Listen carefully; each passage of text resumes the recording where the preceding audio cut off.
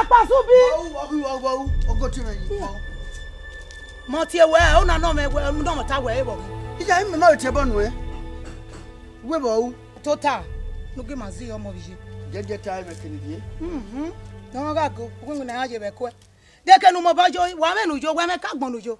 Gbera ajo gi jo bi gbo no ki kan wa be ya won. Da yan diku. O ti me no dodo bi en gbe na. Ha? Ese ni yo ni ha? Ogun ma de kini die. Mi ni yo ni tama we. De ke nu we mo bo bi e yo ni e mata bo we mata no ro igwagwa lu. De ke nu we bi e bo wa na so. Wa bi e. Ya me be bi o ya. E wa ma bi e. O wa na wi e. O ma bi o wa na. Ya wa gba lo kekeke. Ye bisa no ro ni apa. Iwa gbon yo. Pa. Gbaro wa ro ni wa nyo. We to akpa. E fi ma wa o. Me no we ya fie o. Ya do te we. Re fie o ni a. Abe agwo fito ko mu dia yo sanfo. Abe akwo ko kan do ni o kara kwa ni o ma fie o. Wa fie o ni ri tori we. AKPASUBI. Edo wari na. Temino Joneswa. Yeah. Who got AKPASUBI gwan? Who gwan? Hey. Wo ke yi. Even the little study man, nobody has school fees in there. I want to be here. Yeah, I want a guy. Igo. No where Igo me. Hey. AKPASUBI na. Ekwe se te mo yeye. Ha? Ego amasete asige school ogibi e. Igo no tin ri anu ja asige school ogibi e. O na gwe no gwere ni. Eri na wi. Ibale de ne ye. Iri ne. O wa se no sai kan je iri ne. Ipe obe iyan gba owo kiyan be mo. O me ti gba owo re. O ni me do ri go no tin de ni me iri ne je. Ge ni aya ri ne. Ya na egbera gbiri. Wo mi la o na e la o mi me. La mi me o ta fono. E ke nu na o be na gbo e la mi me ran ma fun yan me la o. Ni na kwa. O do we. La. Babe ti o ga AKPASUBI na. Ha? Eh. Salobo.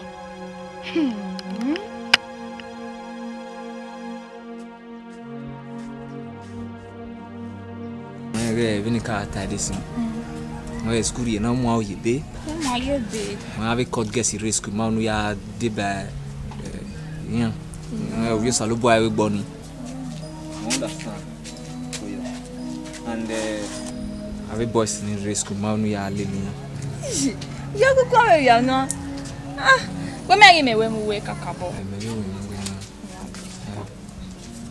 we ko da yo wa we ke ni amu we are moving. And was where I'm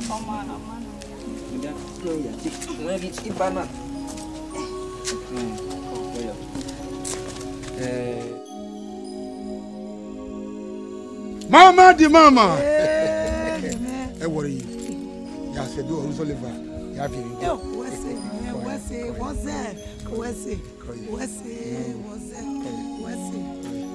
We and we mu pa me na no ni se. Eh wo bi ma ya. Don't do women are wearing when AKPASUBI on your good. AKPASUBI! AKPASUBI!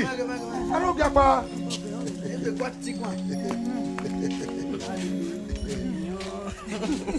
Bag boy. But the bag boy. O ma ri go no bo ha. Did you go there? Go the. Okay, no, marry go me. If you oja fiole. O me tori me. If you go. Eri ta nu ri go ne. Oja Yo marry me. Mama dori. ajori ya kana ya wo bo.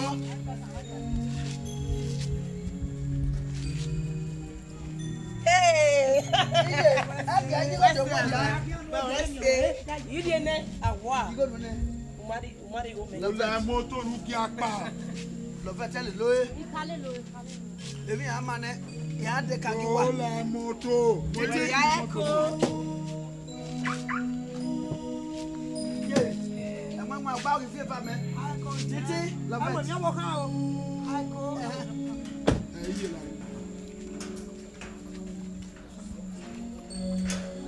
Edo amane ya ki hu ko e. Yo.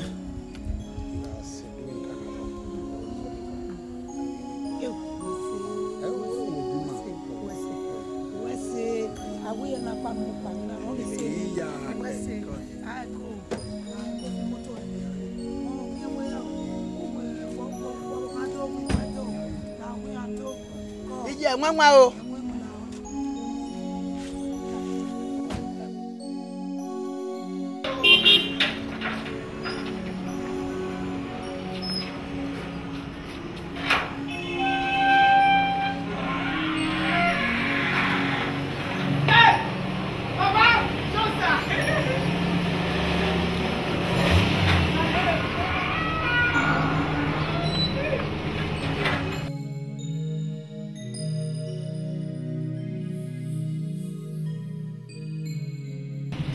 Padà bọ̀. Oya.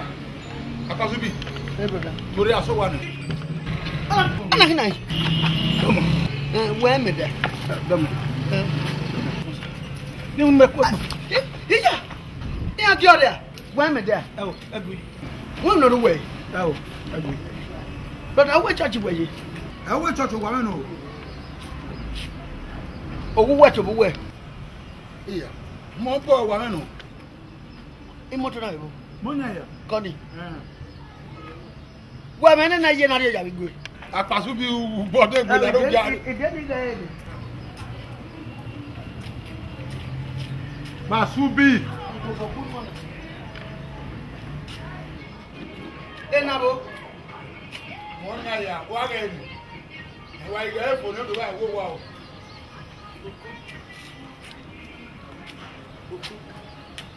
Masubi, e di ala wa o.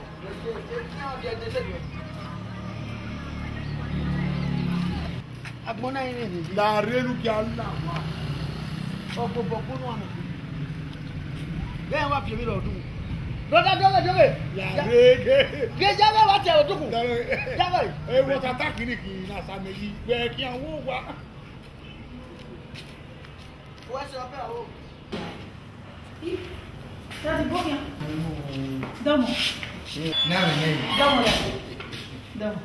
Obo ya. Iya ya wo. Obo ya ye. Ije wo ya ya. Ye gbera Maria. Obo ya. Akasubi. Go ha.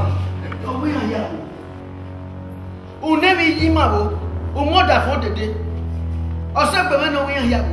O wa no Akpasubi wo aye bobo kan wo. O no ni. O ta fe me.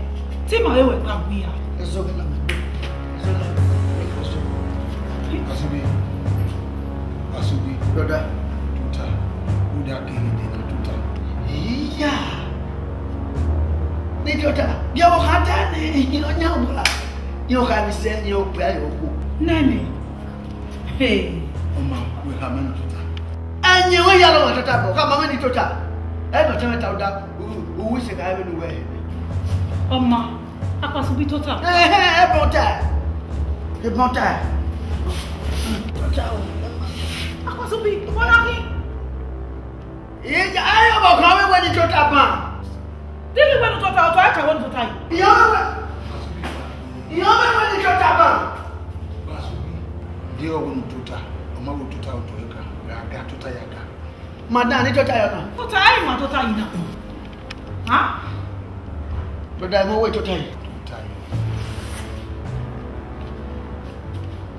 Isso acabou com a gente. Vai, eu me sabor bem. Total. Amen. Amen ku ko ni ba? Brother, o wa. Ye na le ja mi gbe. O ga ni ye dog ni aso. Ari ave wo igbo ke mo. La gbe ti inu. O ti da ni na. O ya mi epo. Nu do le visitor sun yi nu ma wo wa yi. Tanu wo do na lo wa yi. Ni mo po do e. O diji. O ma to we ni mo po no. Amen ti gwe to wa. Ame ko gbagbe ko. Mo re ni mo ni. Ewu. Ni ya ke gbe do we. Wo ni le le anu. Igwa ma yeye na. Mu na ya ma wo wo gba we. Akpasubi. Brother, Mo po na ndi agba mu wa. ala baba. Mo po le. Ah, wa imi ame iya ya ko yo na. Ame. Sa. Oma, ge to boy mo pe. Akasubi. Ilogi amu e kan lo ye.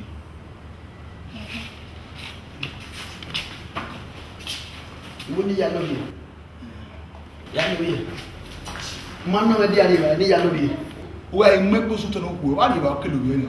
Dai uwo ba ke na di ba me. Oma. Wa mmepo to no o ri ba na. Me wa ya ti se ka me do ku. Ama. Ke o ke me le ngade. Na me a se ti na. Ha? Ni wa eni me mai wo ni wa ri to ba yi me gbe ne. Eni ni wa yi me na. O ya te. Mo ro ko ma ti.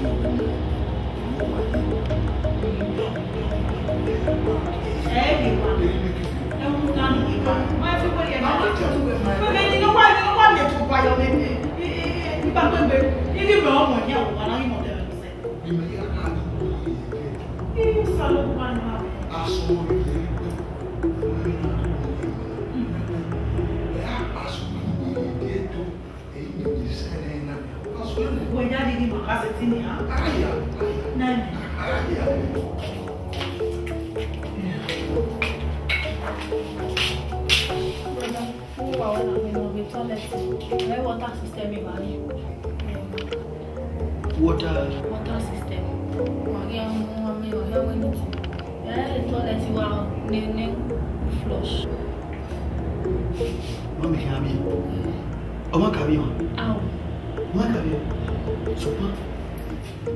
Oma no yo bo ga we na. Obe na di e. Imi na ga de. Awa be o so aba direct. Uma no ma. Ba ko de be. Ona gbe na wode.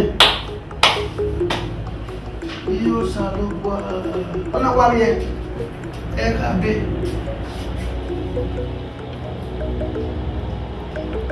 Ama ye luka e. Ama brother you do.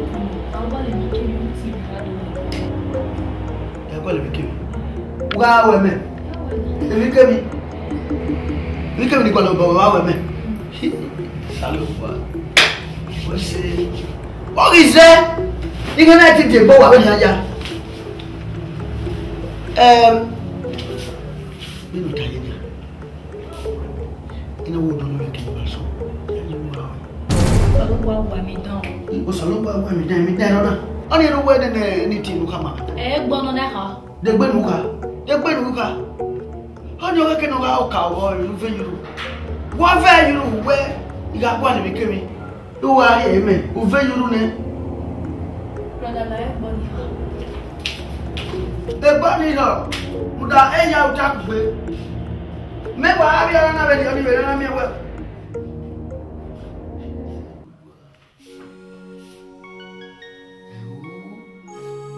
e ko na no me be ji o je ga na be ha yo salo gwa iga iseti ndo bi yo ne ibe seti o wono na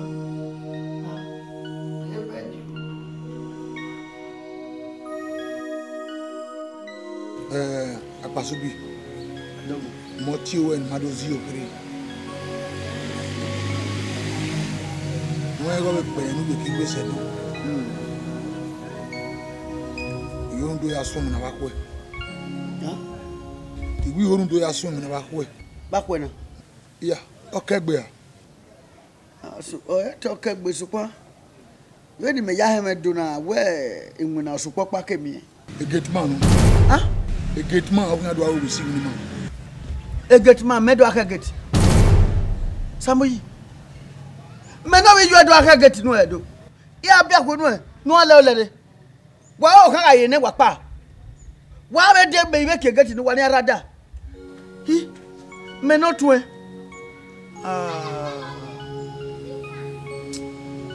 Den yi me na ka ma me gwe. Nyogele wa bia ni da me. Ya ka get owe oke. Me no to e. Okpe mu na ya fe ri simu na we. Akanta ti le ba mari mejo. E manager o mari mejo. E mu na ni kokon ya de ba mari mejo.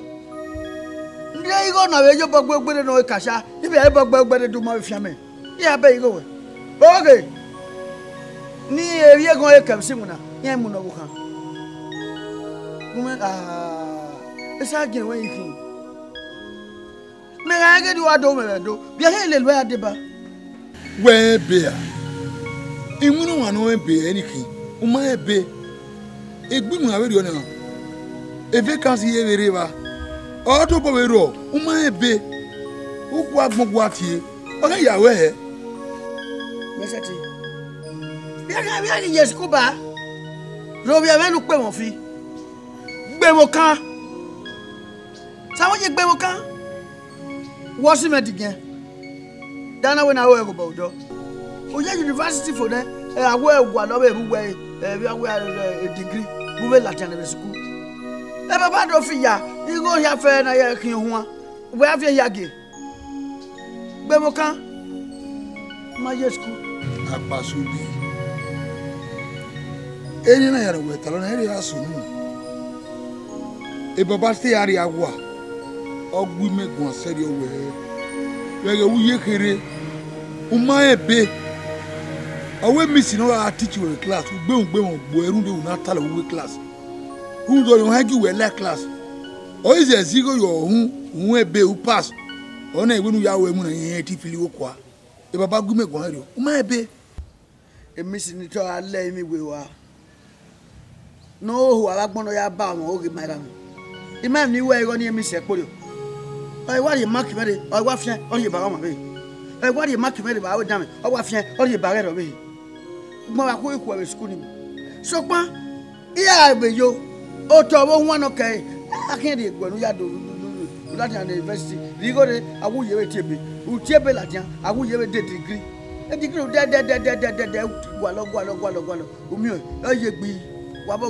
Everybody in a degree. Or 20 or 20. There are no fear. We are chasing one another, not Jacka money.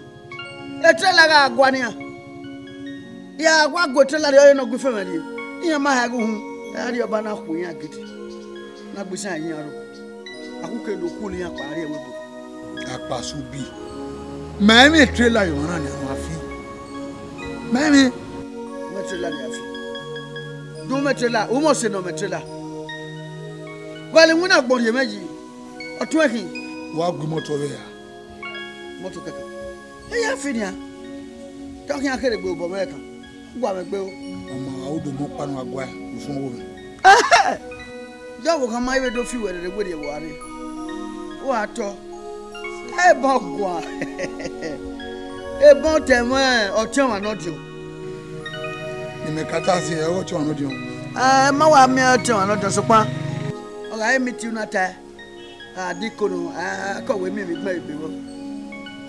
Mother, you. A bon one chum, not you.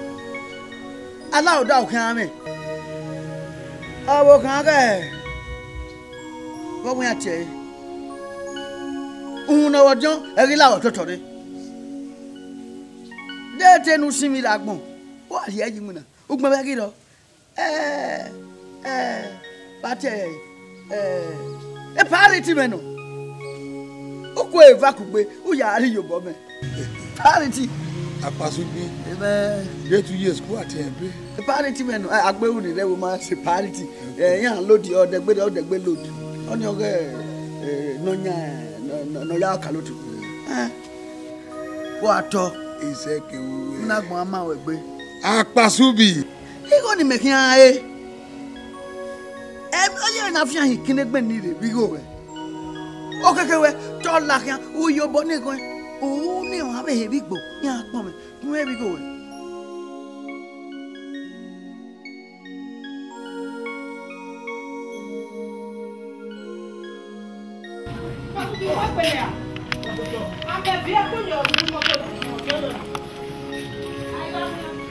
Bali. Okay. What would I? Auntie à la moto. Ah, vous avez un jour. What la moto? Oh, not like. Okay. Yeah, to outer. Why, baby? The market. Lucky. Eh, Kimari. Do my outer dog, my banner. AKPASUBI. This one. AKPASUBI. This one. I'm okay. Iyeki moto na aka to tayi. Ah, mo ebe to tayi. Iyeki moto. Okay, me agwa where enjoy. Ojo ga me. Esa gi ga eiki. Adesu wa la moto. La won to ko ma kan. Wa we bi se be bu la da o. O mana la da o. E kina mo ro pa kan. Iya, ma we ba isuta iyeke do won he gumo. O to bo agbegba e kan ni ade no ikan me bo. O be sun e. Ma ya wulo. O be sun Akpasubi ki ari ki. Desu wa ye oda fun. Nu ye mi pin moto. Wa we no re la tri mu we akan.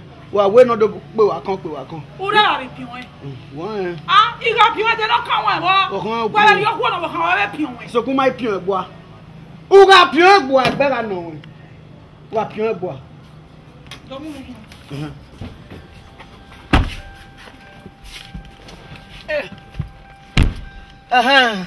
Akpasubi. Desuwa.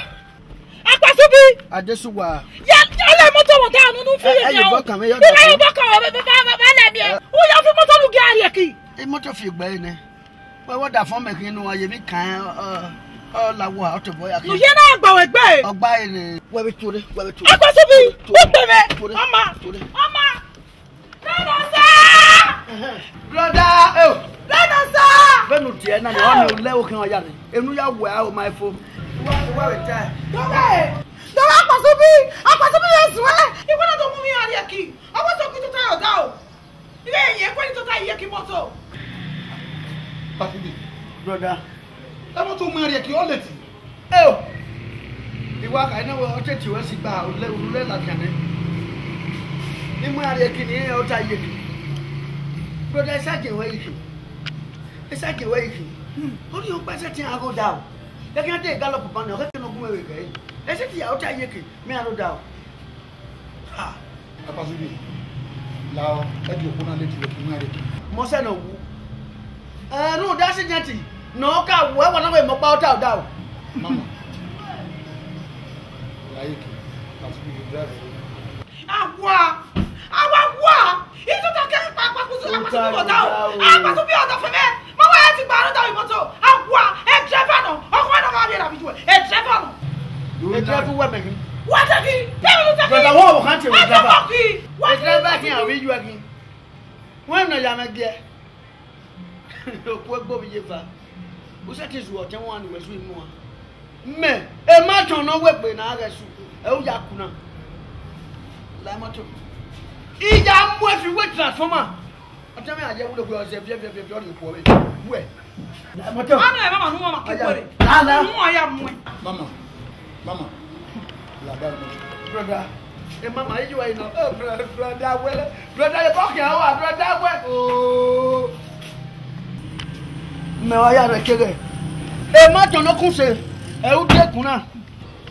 Money. Daddy. Take care easy. Oh. Desu wa wo take easy. Ai me gba gburu yo ni ti adesu. Bati ewe. Money. Nane. Ah me gba gburu yo ni me ti adesu wa. Ah? Iba ti won ti nwa Akpasubi. Mama. Wa leti de ki. Oh. Ije me. Desu wa. Akpasubi we mu ari ki. Don't come over, cannot bet.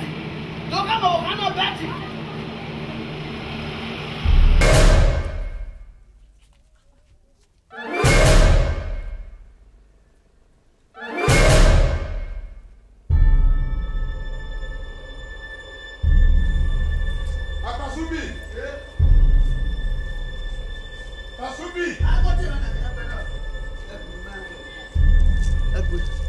Me envelope na the Prophet no.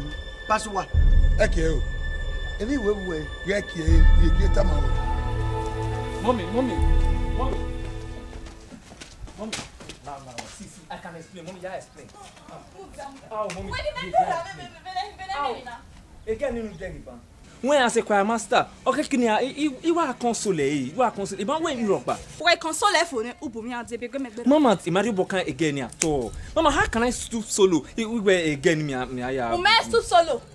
O sa so me stoop solo. O we stoop solo na gba mi no America we work any work ma stoop solo. De be me ya console, we console for ne ubumi ade won. Mama. De be me like be be na. I be your boy you. E boy gini. Mommy la. De be me na. Mama la. O mana ni o mama bagbe. Mama we see. Bagbe. E go do gbe me we mi. Awa me agwa. Mama ki ari o. Divano aí. Mas o pogeu a home. Ok. E me dá muro para ir isto. Olha, mas assim é Já, eu tive que me dar bom. Olha que o raia o dá o nome na rua.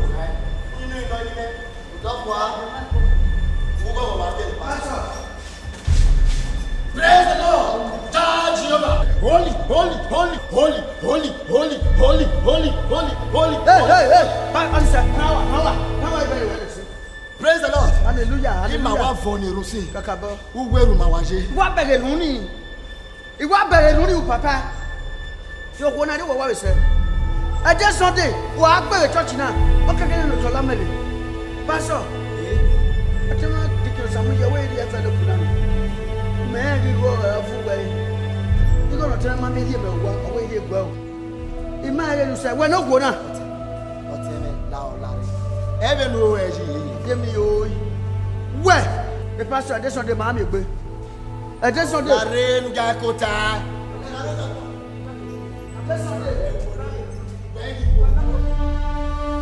Hallelujah. The pastor in the room, man. The Tabanada can't be banner. Everything do. Praise the Lord. Praise the Lord. The Lord is good. All the time. That of any on Nosayaba Street, that of a great allow 2 years on Nosayaba, but that when one time, whom was for Sola or set of good data. Yakwa. The Yasaba Bukwa.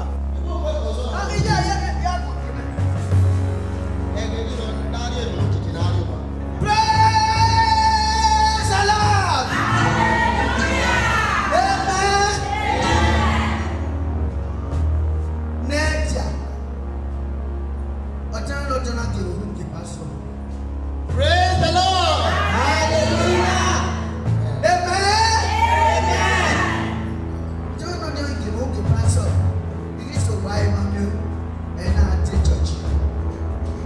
Every Tana. Salo Pablo. Ya told when is not open. When I want to go, AKPASUBI. When I tell you to go, AKPASUBI. I tell you. Oh, I never said power.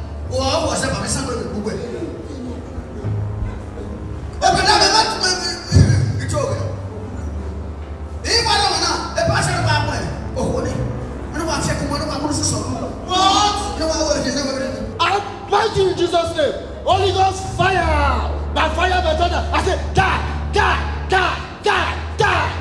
Who? Hey, fireman. I'm not a fireman. Oh, I want to pass over. It's not going on like that. Oh, I said, Baron, the people never understand the number. Okay,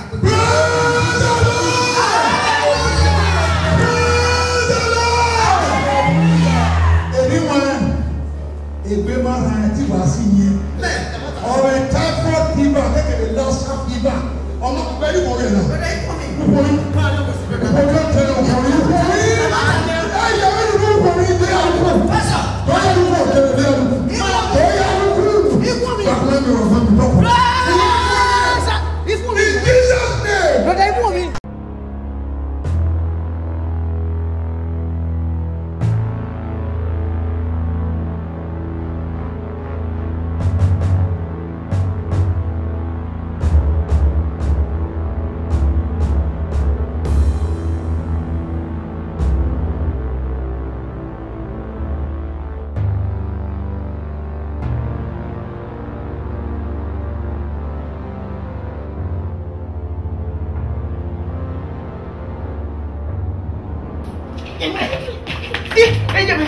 sorry, I did.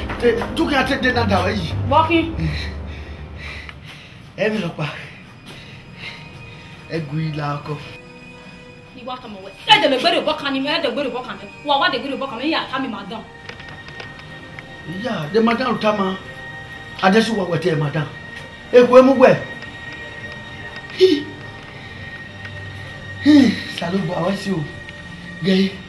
You are begging. You know what? Umosesha. Ija! E mo na we ni le gbe ro pe are bo kan me. I do hama, I mo ni hama o. Owo pe are bo kan won hama.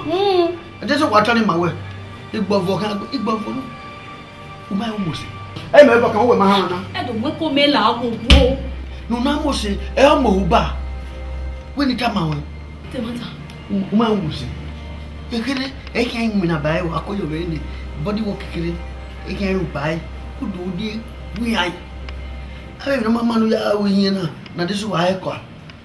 Ili we are ka mo. Ye ba ne ko ye vio be yo. E to na ye vio ge ba che no na hin. E vio no ma yo. Why onu kana we memo say. O ma ka o ma bete awe body work kere. Ila e ma oni vi opia. Iya wa we body work ahun pe ya. O ki opia. Kon pe. Ido ni go da go ji. Whenever go. When drive away fa. E driver. Hi. O mo ba gbe ma se no ya no si be koto na. Mo nya moto ni ya ta ma nya moto. Nya moto. Iwe e lifti e di ni ya ga ladian. Ya yin ya ewo wa we ni mu ya ladian. O mi ade si wa ogbe madam ogbe pa moto ni, ogbe pa moto ni. E madam awe. Ya ade si wa no mama ni. O te me ya ti moto se go me. No ye bo wa o. E na e pe ko yo me mo nya moto.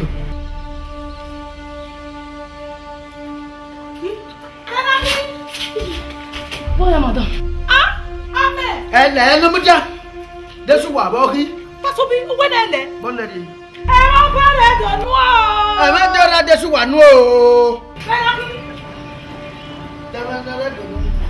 Ara do ki ani anu bo desu wa bo ki. Benu na o nu se ko wa na. Keke ni yo ni ya we mi no se ni. E wo nu ya di so. O mi ama. Eje. Pasubi. Desu wa. E ma na we ara do na. Dem ni do. Wa wolo we na te do e. Pasubi e ma na we ara do ri ko. E ma.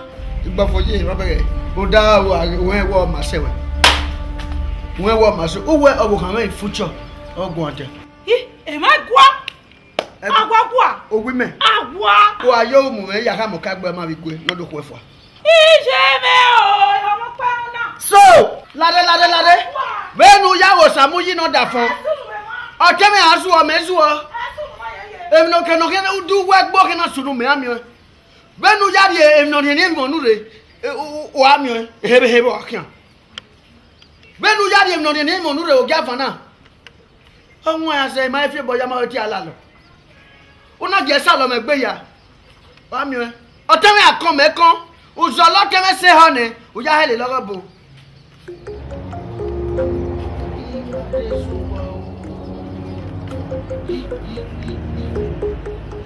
Ehiro ibake. Báwo wo tó na me ma bo. Jesu wa bi awe. Uwo te me se ri o me gbe bi awe. Jesu wa.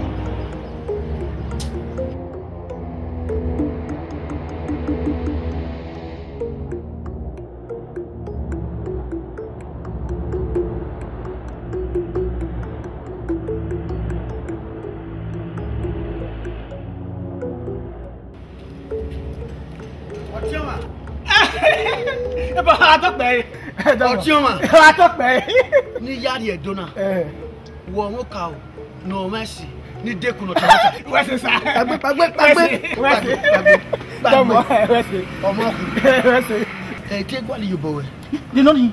Ekira na hin, iti ade mi. You know him. Ekodo. Ije me o, ije. Iya de na we aye ekodo. Ikodo. Ije mi. Ya wa. Eyan ti ke o da o to to bodo ni. Boda o. So kon we e madam wo ke pa. Eyan ku ni mo ko la wa na. We ka ko ni mu de wa, imo ko de wa. Owo ni alo na, ro wa ma na. E madam, ije me o. Ohun ayajo. E madam alo ni. Owo ko te mo ma ga wa. Do ko le wa na. La mo ni alo na ro mo ni ni a. Ara na ni ki o ko le wa na e madam wa na. La ameyan lo e. Ije me o. Ame. Otu. Egwi ni ame otu. Ipi aye na o we ke aro. Ina we de na wa ku me e de o. O we wa no me de na ku me. Ije. Ipi a. Ya we ke aro. Ta we yi ro. O pe na. Eme igbo so lo pa ni pe di yiyan. Yiyan onu ne. Ije me o. Igba ki le gbe ni yo bo kan kebe. Amata. Gei. Oye pka. Ile kumwe. Ame. Tena bale mi maya san boy. La de kinina ki kondo ma boy tane. Utane ma lu. Imagine. O mana o ma me hin ade. U ka ni boda ban odoro. Amata kele no. Iya. Tena mata no. La se me. Toma. Iga iyo ne uga en. Mo ade ne. Omo me fo. Ame o. Sepa. Hey, comment ça? Uga ona e gwa bele gwa biwa. E gbe ki geti na AKPASUBI. Wa we gbe ki geti na ne u le lepa. Omo sa yi ki. Gege. Ki. Wa trawa. O me wa. Ota to okola we ho. Gwe me no so wo na. Uma Dako AKPASUBI ya ogbodoro ogbo o ya mu yaka. Ije. Uma ho. Wa wo gba kun. Obowero. Hiro. Uga ki geti na AKPASUBI. No la wa, oni mu na we fo.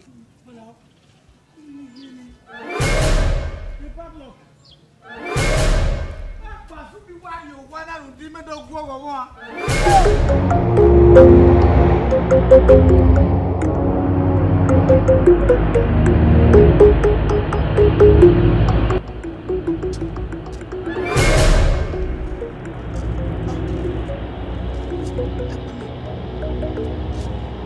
No ka geti wo yi. Wo wa se ti wu mo na. Wo se keji me guy. E ba wonu pa, wonu ari o wa. E bi guy opo. Be po me wo ma wa ta bi guy. O ki e be wonu pa. Ah? E property me. De fa lo ki sa mo ya. Agbime. AKPASUBI mo me ko e fo. Me no. Be po me wi bai. O ha ma mo ri ma mu e. O ko no gbime, no mo yada. Samoji me. Ogo agbo e. No ko mu dia. Ogo agbo. Samoji ke funa me. Wo nya wana. Mo yi go me bo wa me. Wo ti dori awuba wa. Samoji. Mo o le Morocco. O tani je die edo. E do asimi. Ima oni tama kedo ade. Ya yori ye hi inu agba won. Wa de ogi Ya yori ye hi inu agba won. Samoji di ogi je yi. Di ogi je yi no ko mu dia. Oru oye. Ke funa me.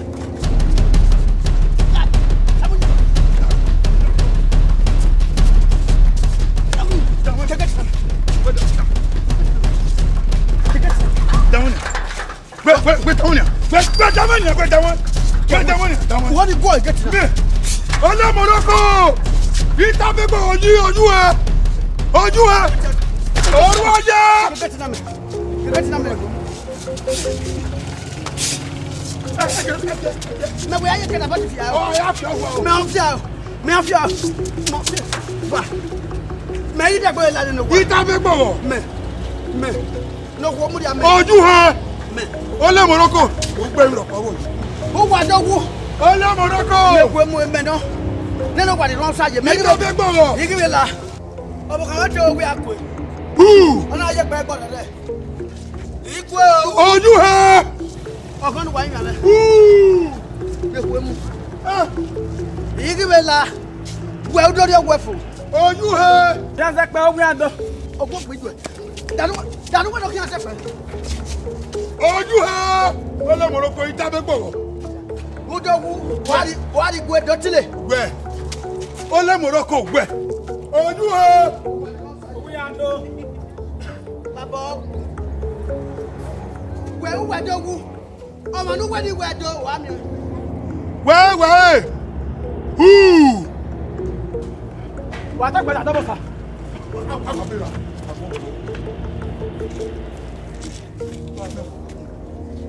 have to know for you.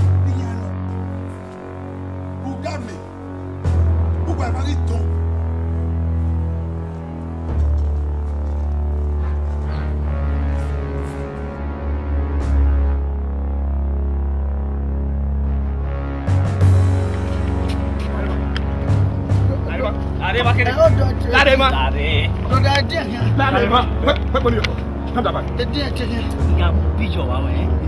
But they baby no so mama ki don so va we. Digwe ba.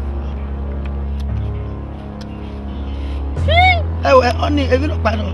Ogi je me no. Go you be bagu. Oni ya bi.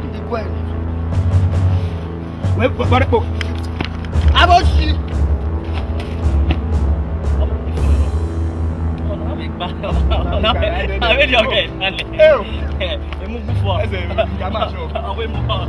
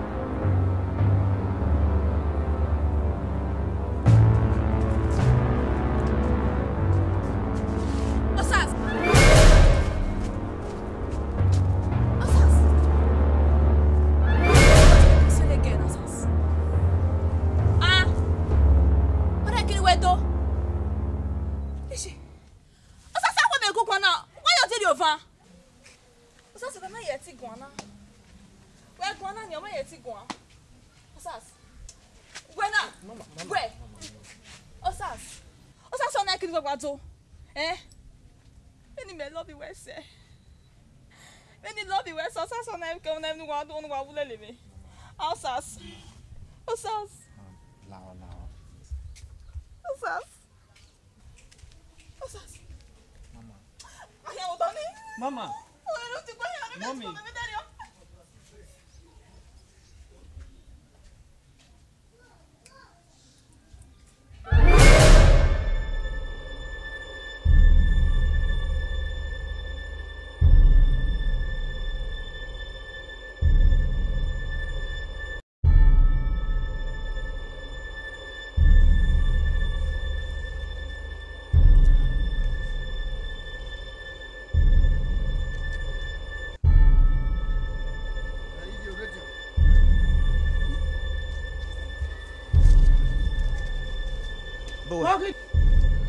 Yama. Otwebo, abokan ebo ibi e yawo. Doctor manu nemo. Oni won kaya we won bokian. Oku e kede na. Ya ma bokian. Wa gun oku yi. O samuji. Abokan na no ku mefa owa. Ona gele ku mefa. Kako yo na ni jaye. Lela nwe go na no sumo yo sumele. O samuji ti aya we ya dia sigo. O mi la makwe. O mi la di petu oyo makwe, o sabo makwe, hu wa ya no le wona makwe. O samuji gige, me mari atela, o ma labi go kwa no kan ge. Ona gbe wona ku mefua. O kan na go na pejo e. Unu e. Tuona jo we ku kwa na. Ko ya ari asigo. Ha? E lo go be ri na asigo nu gbe be amebe no meni. Ani o we na ikadogo ade. Me ma jaji. O samuji go mere no sa. Ese ti nyunyi matosi na. Amanyi eda ma be amagugwe no bi je. Iga to po meje do ni ja gwa lo to. Iye mo ito oge na. Me ma ka go to oge. Me ma ye. Bi ko kuode. Ko kuode. O na de basamuji. Ba mi go kere no de gwe ya ri ba.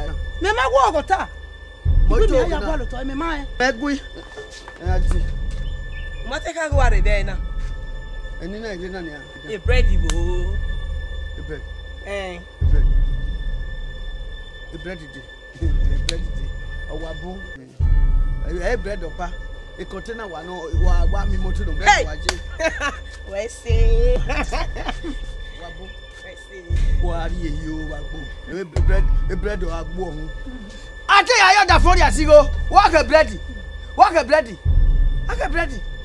aboko samuji te aya me ya sigo ke ko da fun e ma hun ake bread ma asigo ma bega e opa ke agbopa ya ma bega Olede ne ko ma ge ye do dori e ba dori ope ba wa kin ri ope ba o ni je no ma o ti mo gbe ba kun ni ale no do ma go e ade dori e ba no agolo yo gola re go e wo ise ubege e next mo mege ti e fi abore odowu aveni korio de wo ba ni a o sun ale la bi e kigba oga ije so no ni a oga je te o te ba to te ba no e ne ko ma ge ye do ipo ye ya wa logo e o de gbe ade do lo ya fi mi no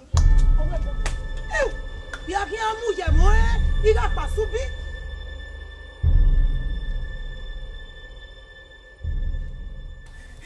Amen.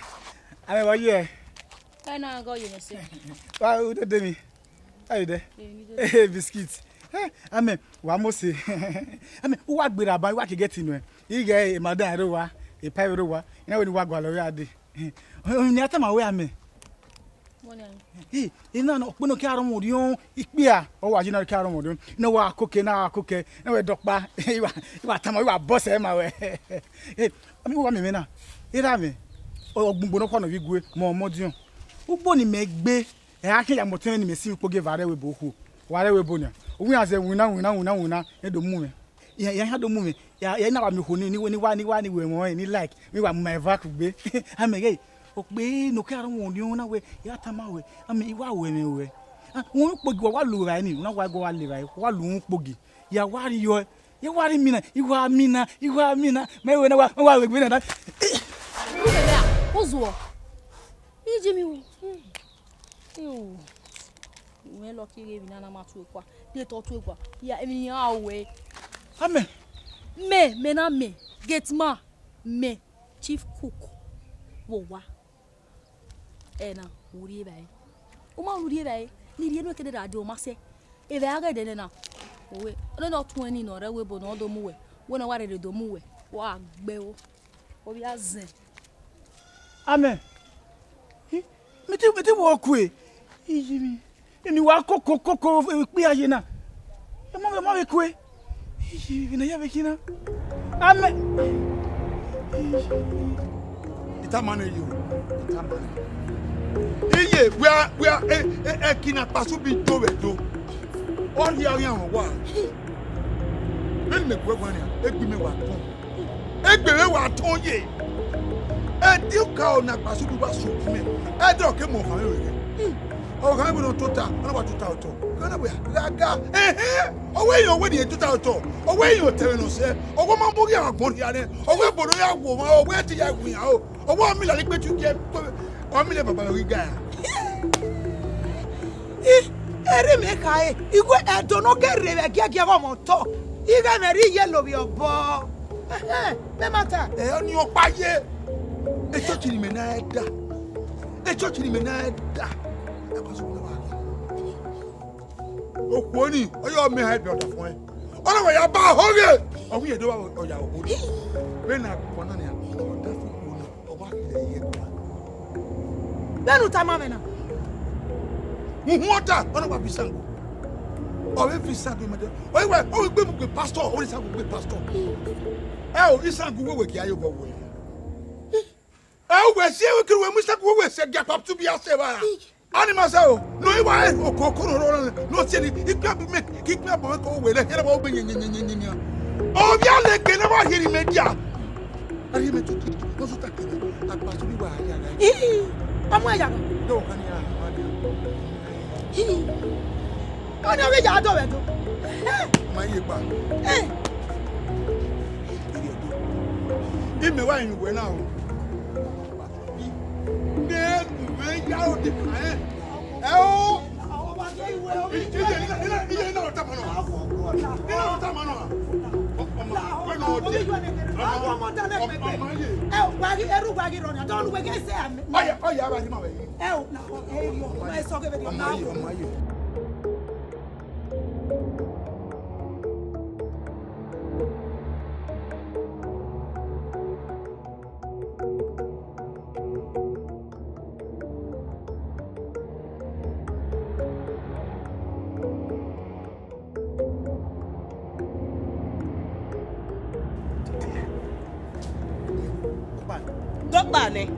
Dokpa ne se gogbe obuja mo ogunada no wina le niyan obuja mo yaga me na mo yaga ogota ise gogbe o wa ketore odo to ge bigwe ogo ya de ba be do ese yo we no wo ki me we gele yaji me ya mo yaga boss ni na yaji e tu ile hian ni mele me na me akin lega wa mele o ma ago so we gele yaji we no wo ki me we yaji we me gele am okun ni yaga boss ni na yaji ni na mi no e tin o ma igele wa mo yaga wo se ni na mo yaga ya se e ya no wenu mu me waso wo we kiawe ya no de no pa wo na mo ka yakwe ya we no we bi yakwe wo kwa kiawe a o me alo yi onima aga ya tie e aga na buke aga ati bo mi wo ba o mo apo ya no we o fe ko mo me ya ile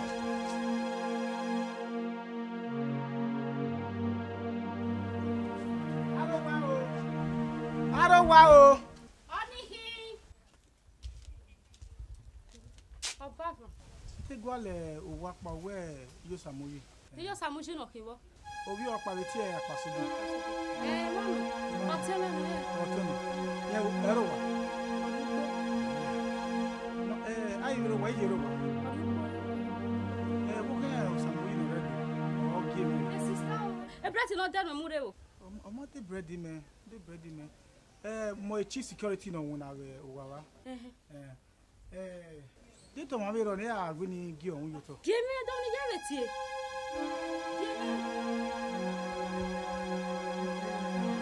Ibodo samu. Ona obi pe di anu bira. Ona accident. Ona mi accident. Tell what is sunu? Oni eko. Tell mom. Ona ma sunu eko.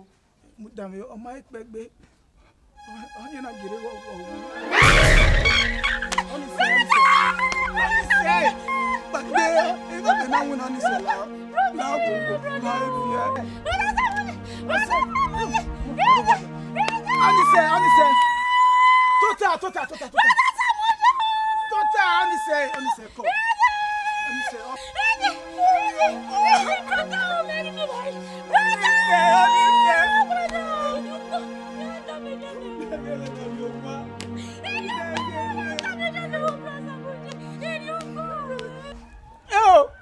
Te wele le we adu gbo ni ha o AKPASUBI mu me na ye pe adomesiga oga e ma gbon me na AKPASUBI ni ha ye wele le adu gbo e adomesiga bodo e so ni magu we do me to yiro e ko hey ye me so e no ya meti wa no ro mo fion iyo ni ye doke ma fi gbe na ko ruda eni memu o ma do we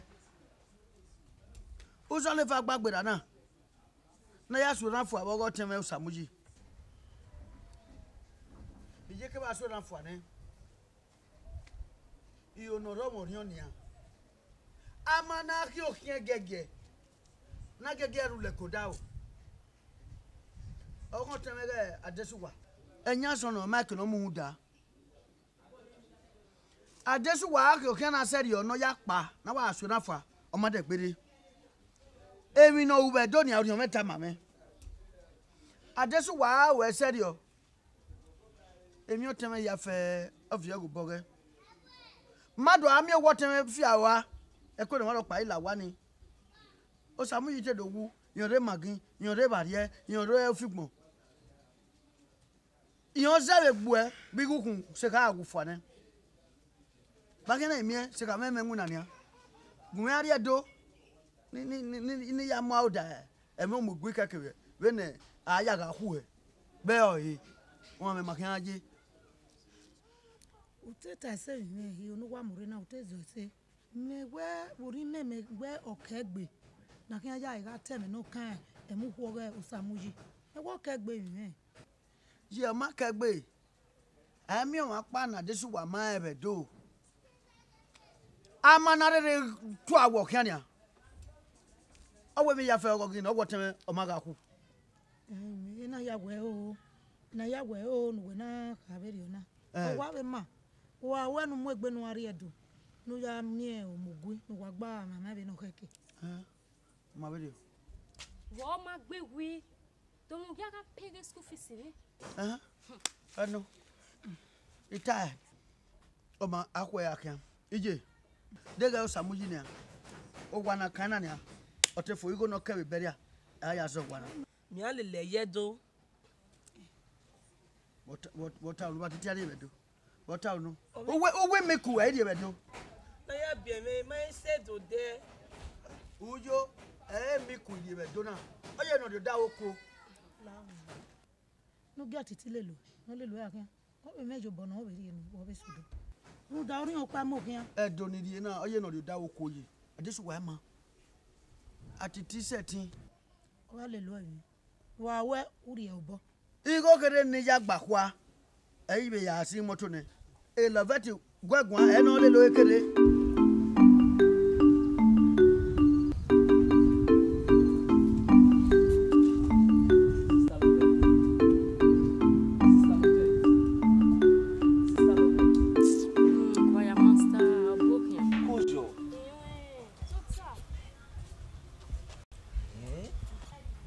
Me say church no the when get magari e crusade be agonopa. Me say church no the pastor na atoma me give no so.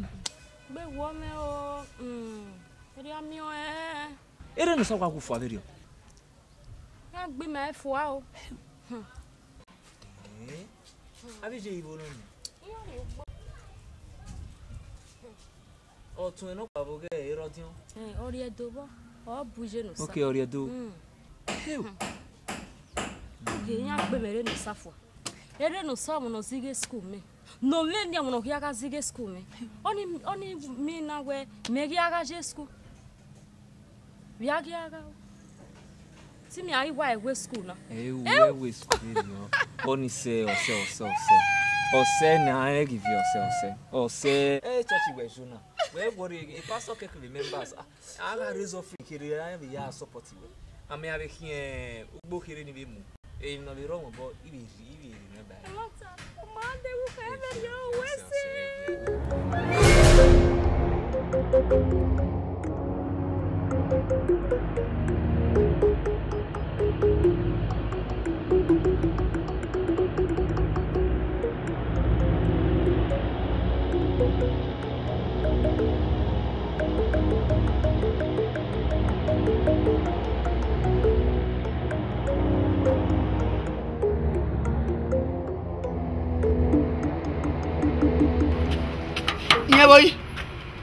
Nyabo no kagati. Nyabo na yi. Pardon mo. Danu che pa ni pa gbo hun ba gbo. Che bo wo do. Ge iga la wa na. Be ni kian ku e madam we di akuwe. I kagati nu e. Ya. Ugbe la wo. Iyira mi je ya o. E do ga ke do saki re. Ogu ke hu na me. Ogu ke hu na. Ike ya o. Wa o. Oni se. Oni se no ikero no. Waga. La wo we keni ma. We nya ti wasima ya da be ni. Ah we do. Iya la wo. La. E ge do ku e nwina. La wo. Se be aye. Emi o ka oni ya o bi alagwa ni. Ya ku e bi nwina. Oga se e ya me. Oga ku la ti o. Ya ku la ti. Malema. Amo kana.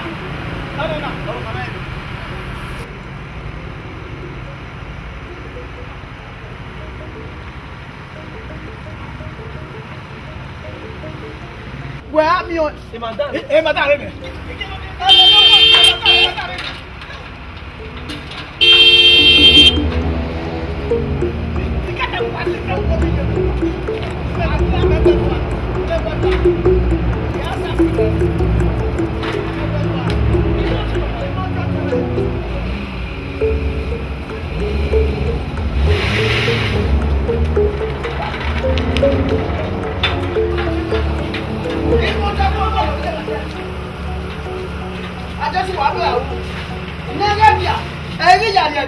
The immortal Temena Kaista than 20.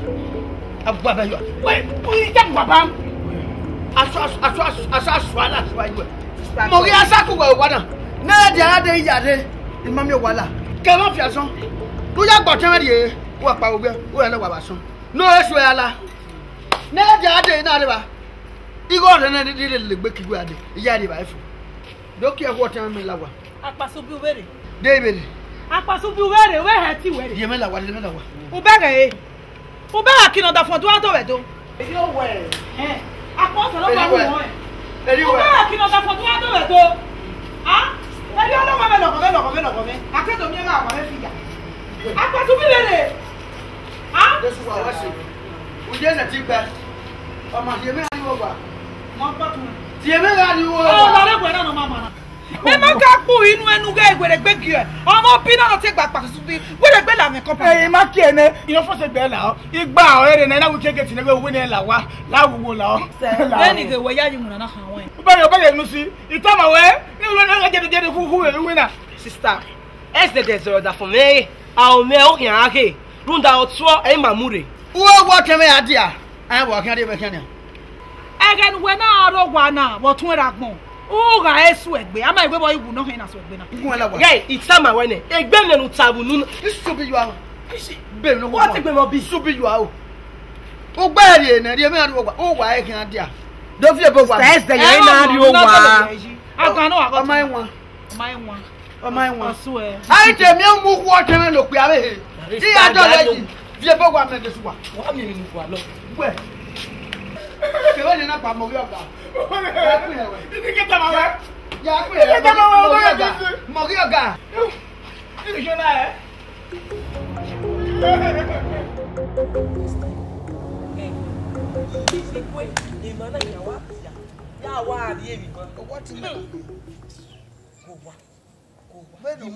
Beno wana sena kimoto no. Beno polose no ro wonu ni mehin abo ukoni na kiwa. Ise o. Wa go wa no ro wo yon. Oye ginya. Benu na de hian aje. Kaka bo we ami no polo. Hey. Zenya keke no munai. Yami na tade. Come brother. Na tubo. We there. Brother lawo. Brother me mother when it out te mu me yanga. O ga me na hu efua. Brother lawo. Muja. Onare ma we, odafi me ma mu we yaga. O ma re bo ka mama bi to. Hey. Eni ka wa wa se o. Ita. Ko wa ki ye wa ma mi me bo. Wo mu no ho mo ge. Ya seti we. Na oda fun me ge gui. U dere. Menu we wa polo sena. O ma ikini wa mu we mudia. O bo ye me no asa. O wa aso le lati abunu. Mother no lawo. Adesuwa. Opa kin agbopa. Kin e ko mi la me. Owo yen wa. Okan na ki te mo. Owo ni, ya lo re bo wa na. Adesuwa bi yen nu yo gba ba gbo. Enye alogbenye ale. Okan na e ko e ki te mo. E ti e ma me. No we wa ki won e ke do we ki. Mo ri oga no nya gwa na na. Ya fiami wa. Yeah, you know the asking brother. Ya fiami o kan. Wa fi aina, wa fi mi. Emi afia ro ni pa gbenu akan. Ya bo we. To ma gbe. Ya fiami o.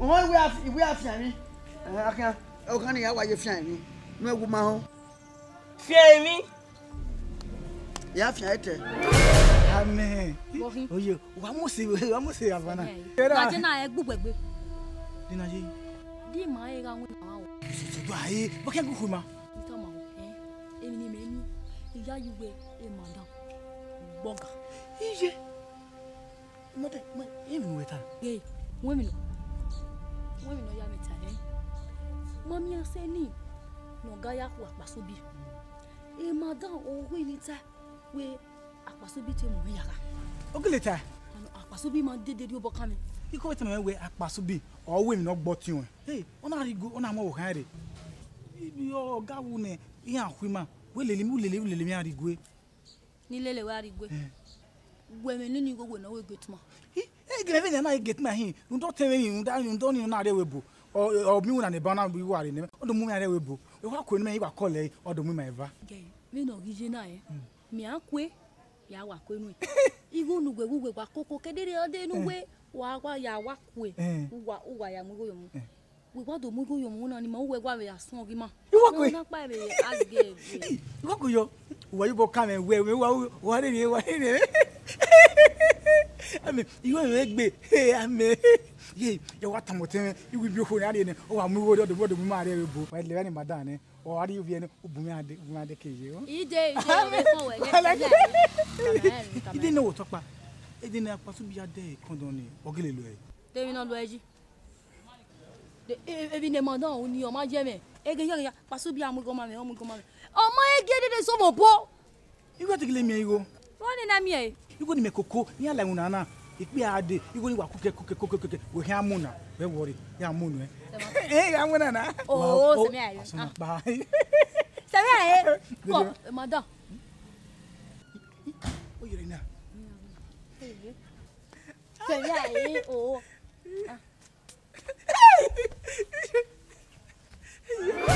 Musa sa o ma mi ni mu o Papa soon. Oh. Mami moto na we do le mana. O si ha no do. O pa ni ba. O ti ra igi, e sa jo pa ma. So pa, Benin moto gun se wo na. E yu akwa ni fi mo. No mu e na, o kan fi wa ko. No fi bi akwa. O mu ri church. No jaje ki, o jaje miti. Ekwe ni fi bo. Ekwe ni je gbe gojo. Ama we ti kan fi moto. Be ba ti e papa ti o temi. Obi yi me. Iya, e pa go afi moto. Yo sa do pa. No sa. Me wa mu do bi. E ma ti e bo nu e. Me me mi o fi moto do no say na no. Iye mi. We je kere. We make a fi moto. We ro wire. Ebi made mana. Akedo mi ri yu e ba mo oge. Ne tewe na iwe ni pa. Momo ayaki. Momo tewe la dia. O tewe ase fi owe ni be kian ni be gwa. Owe be me. Iju ai memo ayaki. O ai se ke o dele mi no we ya aju hun la re. Ki me. Edu we o si mi me.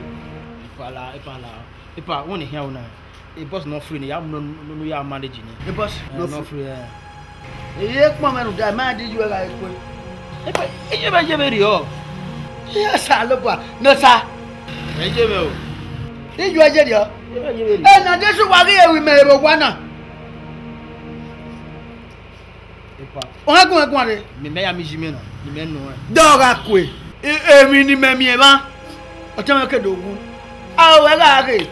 Nda agbujan egbagbe. Amankujan egbagbe. Eko wi je me nínú ri ere. O le we akia. A o kia pa no. Di ju ala kwe. O kwe. Wo me ni Ni ju anyi wo wana. Oni me ni ju anyi wo wana. Izine. Oni me ni ju anyi. Brother ta logbo nu bi apa.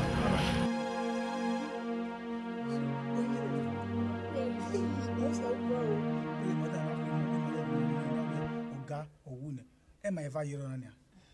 My hero, hey, we know him. Na call or na call him. We call him na time we know sister. Na we go back to me or mama. Ona wa go. Ona wa be na. O ma, woni worry. O we o te wa su uki okpa ba na. O wa do mu my back. O do mu my back. Na na ketro we. E abi we. E abi we do na. Hey, you know how we know we be. E mo ga we ke mana wona nia. O do hin no mani ma. Me like we be. Hey, you go na ya mare we bu ugbo ni me hin bi gue. Ya mu are bo ji me na di na ade du na do awon na kere o be le nia awa bi mo na ni e wa ti won no sa wa ti ya wo ze va ye ni yawo ni na ga ti wo bu ni yi won ti ni awa mu ni ina kakos kai ni na egeni na nwe na ni ma we na gba nwe na ina we ma na ti e yan wo bi yan ti ma ina kakos ina gbo ya wa bi e igwa mu ni no ni Chief Cook utagbe ina kakos ni oni mi we ina we fa we koko na gbo ni ke mai we ge mai we na are ni mana wona ni mana e kwa wele ina kakos ga no da wona pa mai gwa je school e o me no na oge no di no hi ina kakos omo no migu uda e madan iya me go ni maga mi bagele we ma da me go ugbe o ga like we gbe o tin ya wa o wa call even na e bi awo ne me do mu go yo ohun amu go yo ohun ne me do ade we bo ye wa bi do amu we na mu o ko ba e pe lo ke win na ma me go ne wa wo fefa tin o to ya fi pon re o fi pon re na mu go yo ohun amen like ye gbe mu yo o e kisi mi amen lei la wa Ida wa we wa na. Mwe ti àwọn na. Wọ́n la la wa de gbe ya dun na. Mo tu wa. Zebe. No bi no ma be na.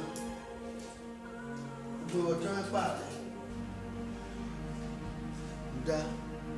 Igi aso ma gbe aiboyo. Oya ran ti wa. Nigga set up whatever you na guy. E che ne be ya fe gi no cosa ne simuna. Che non riwaje no che non riaje. O fio la gente. Take away. Or tell me go once. When not that how many you know what you know that. If you read them, you know that. No, I can't even tell you no matter that. What time am I talking with?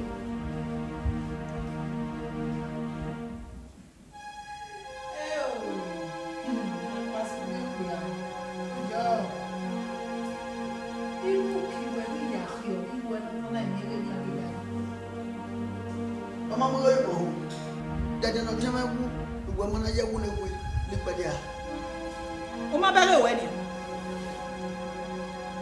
Ehune ku magbuzo le fa wo be. Mene hune ku magbuzo le fa wo e. Me me wona to ka ku.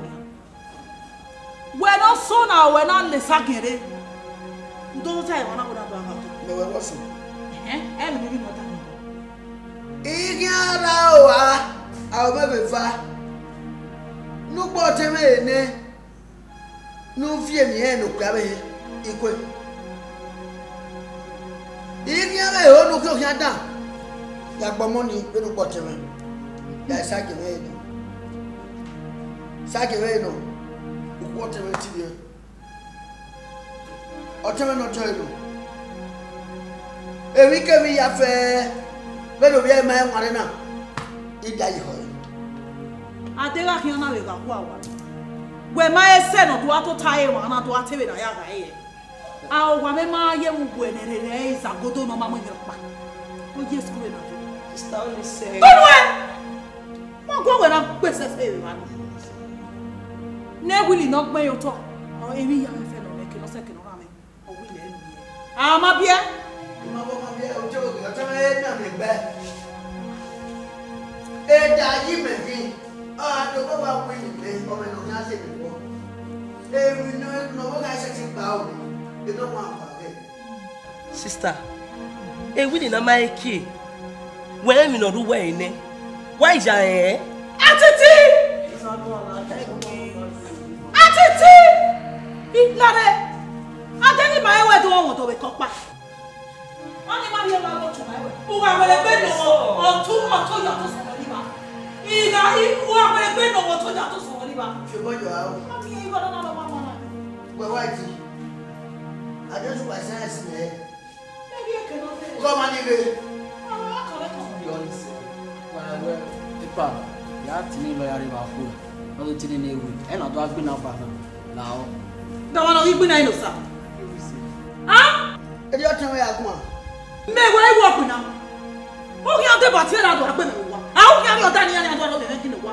Le ma ya ni bi ase ti to ta ku gbe. Bo tu na. Wa ho. Ya ki an. E lo wa bo tan we la kun. E mi o ki an ni ju e ki ya gbogbo ni ko. Eyawe. Toma o le. We se bi ya ni. Iye na ro na. Januwa ya gba wa no. E ma ka ba si wa ti ne ni. Aye dio.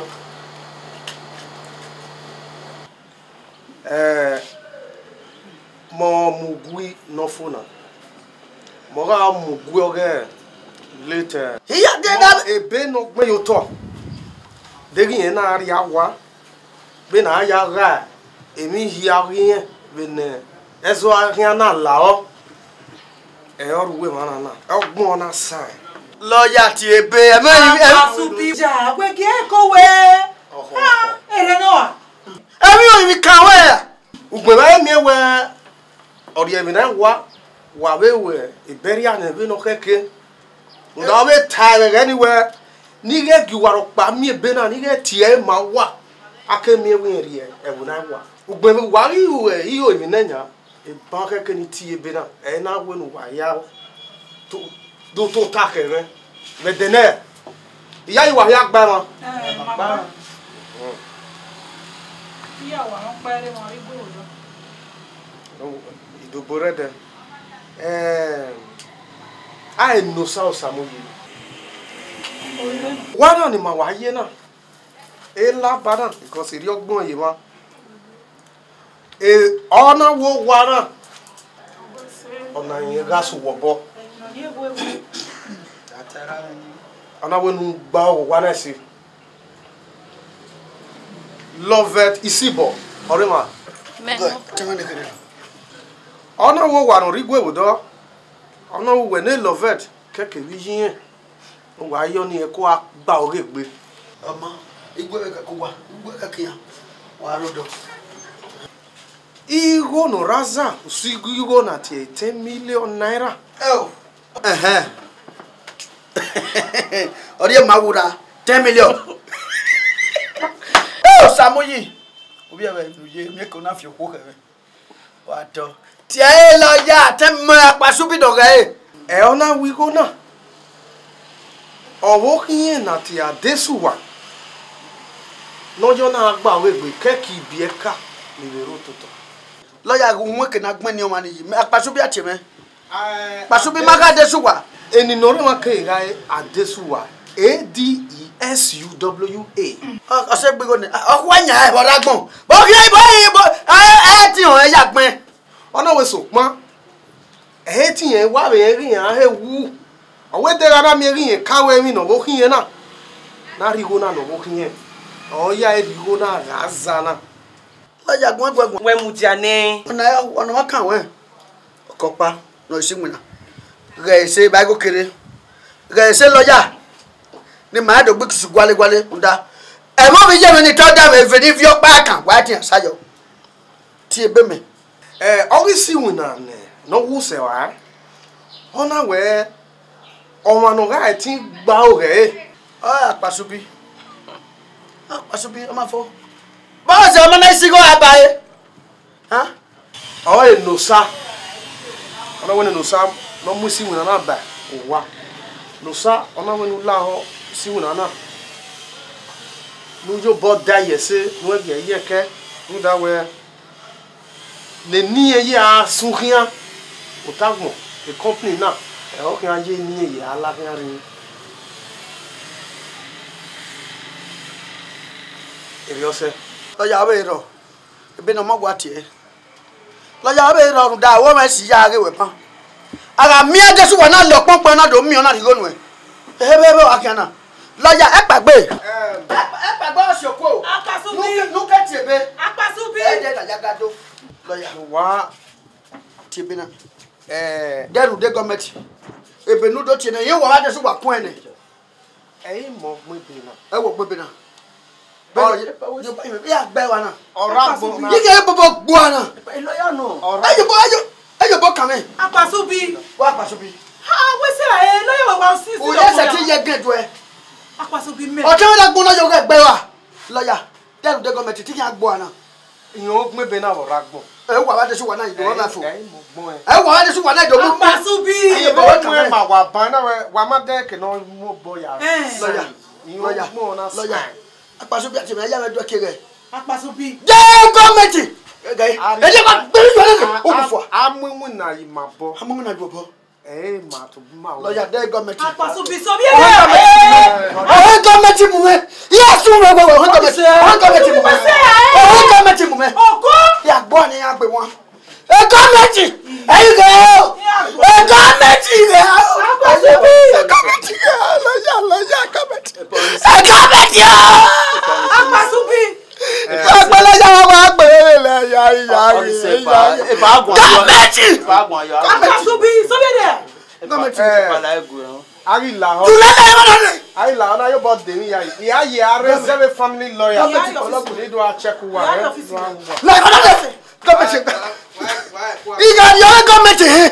Ina your government. Ben lawyer o. Hey! Samoya! Uda gbon me nwa. O ba ku na nya nwa wi. Wa we Loveth la de wi ye.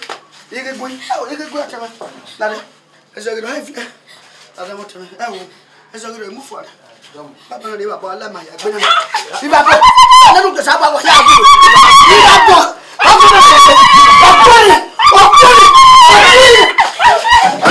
Ya we ya ga bo wa na. Ya ga bo wa government ya ni. Mo ga yo so. Aga mi nu e. Ogu are na we de ba ya. Promise. E aje fo e gbe wa ya ni.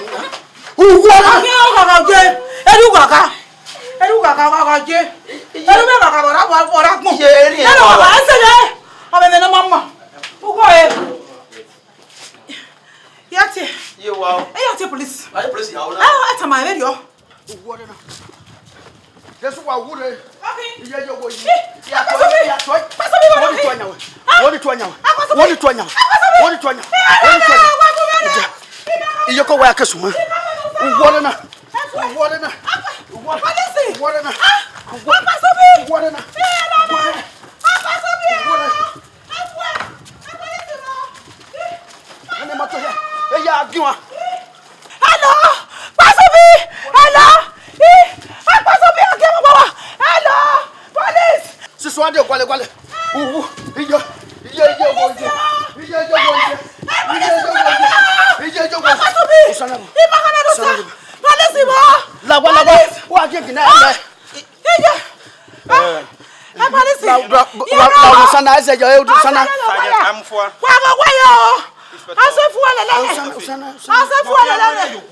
I am Inspector. I'm for Sergeant. Who's yourself? No.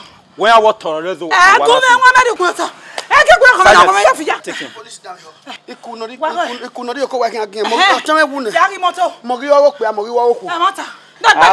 Was a station. Uta. Sister.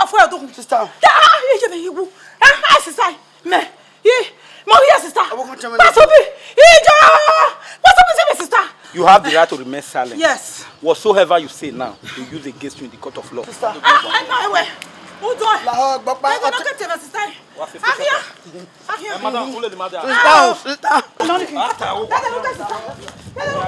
Madam.